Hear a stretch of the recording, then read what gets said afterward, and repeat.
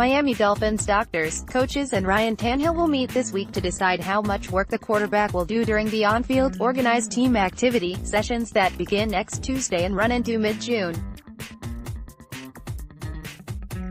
According to Dolphins sources, the expectation is Tannehill, who missed the final month of 2016 with a partially torn ACL and all of last season when he further tore the same ligament, will be able to participate in the OTAs with little or no limitations. That would be the medical decision. But coaches might still opt to limit the quarterback in some form, not only to work Tannehill in methodically but also to give backup quarterbacks Brock Osweiler and David Fales ample work, including perhaps some snaps with the first-team offense. All that will be settled by Tuesday when the work begins in earnest, and will be on display to reporters for the first time on Wednesday when the Dolphins open that day's OTA practice to media scrutiny.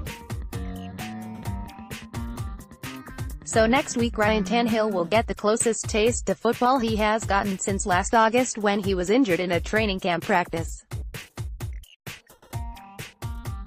The next 7 days are a milestone in his return.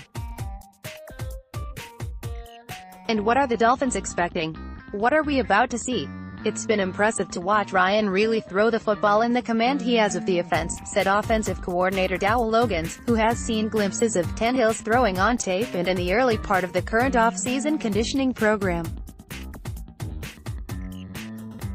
The 2016 season, he had such a good year.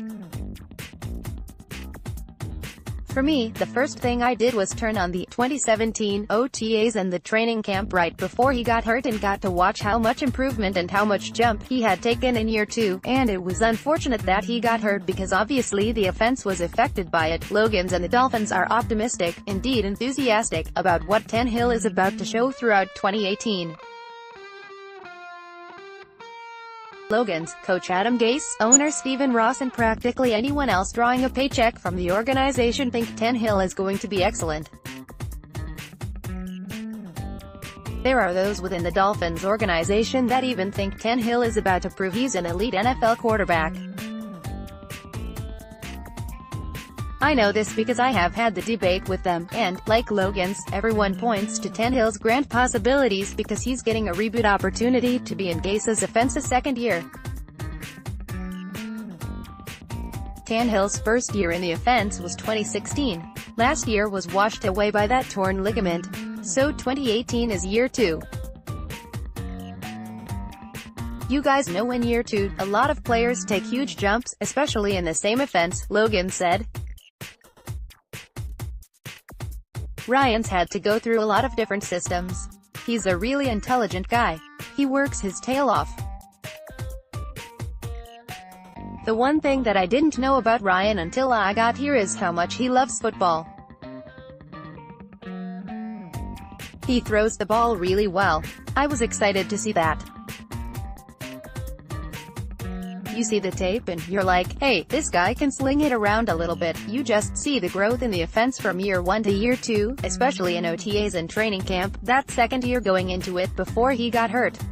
The Dolphins were expecting that jump to manifest itself in the 17 regular season.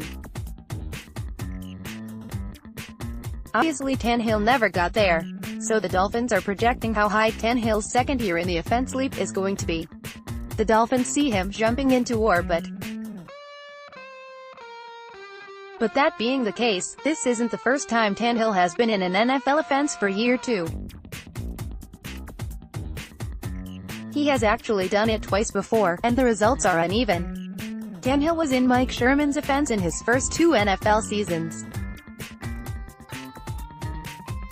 And he was in Bill LaZor's offense the next 2 seasons, in 2014-15. Tannehill improved from his rookie to his second season.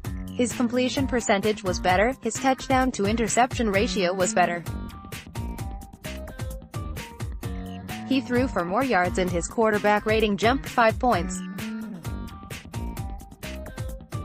But Tannehill went the opposite direction under LaZor. He had perhaps his best season in 2014 with 27 TD passes and 12 interceptions. He threw for more than 4,000 yards for the first time in his career and his quarterback rating was 92.8. And both Lazor and Tannehill were effusive about the possibilities of a grand jump for year 2.